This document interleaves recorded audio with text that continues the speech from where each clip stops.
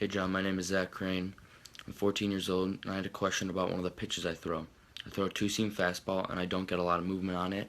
I was wondering if you can help me out. Thanks. Thank you so much for the question, Zach. That was a great question, and I've got an answer for you. And I'm going to answer this a little bit differently than normal because I've made hundreds of videos, maybe not hundreds, but a lot of videos on the two-seam and the sinker and how to throw those pitches. So in this one, I don't just want to regurgitate that same information. In fact, what I'll do is I'll make a new playlist that has all of those two-seam and sinker videos in it, and you could just click this card that pops up here and go watch all of them. But in this video, I want to add on something that I never really talked about in regards to the two-seam or sinker, and it's arm action drills that you can do that will help you with your two-seam or sinker. So the first one is going to be figure eights. All right, so first one we're going to do is we're going to get set up in front of where we're trying to throw that ball. We're going to bend our knees a little bit, and we're going to rock back and forth this way, and then we're going to separate at 45 degrees or more, closed off, and then we're going to turn and throw straight.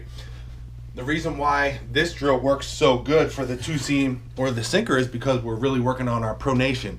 More importantly, we're working on the rotation of our shoulders and getting full extension of the shoulders. What I see a lot of guys do is they don't get full extension at release point. They're not all the way turned through with that, which was the back shoulder taking over the front shoulder. Because of that, they're not getting that full extension on their arm and not able to pronate enough.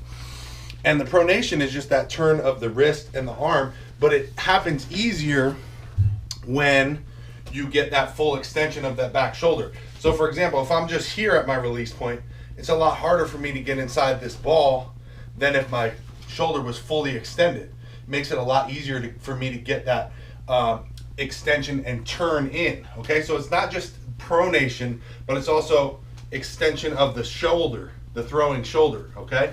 So that first drill is a great one. The other one is going to be pivot picks. Now, if I'm throwing to you on pivot picks, I'm going to be facing this way when I start, and I'm just going to come up. I want to be supinated, which is the opposite of pronation. This is supinated, this is pronated. So I'm going to be supinated when I turn. I'm going to turn as much as I can, and I'm going to throw this way, okay? So up, turn, throw this way, pronated, coming down. So these really all work on the extension of the shoulders, as well as getting that pronation that you need on a good two-seam or a sinker when you're throwing it. So I hope that answers your question. It's a little bit different of an answer. I just wanted to give you some drills that you can do to work on it. Just make sure you're working on the shoulder rotation. Again, if you want to see like how to grip it and other tips that I've given along the years in regards to the two-seam and the sinker, go ahead and watch the playlist. Click that. You can go watch those videos now. Thank you guys very much. If you want to get better at baseball, don't forget to subscribe. Just click the logo right here. If you're serious about getting better, you're going to want to subscribe, and then go watch this video over here because it's a good one. Thanks for watching.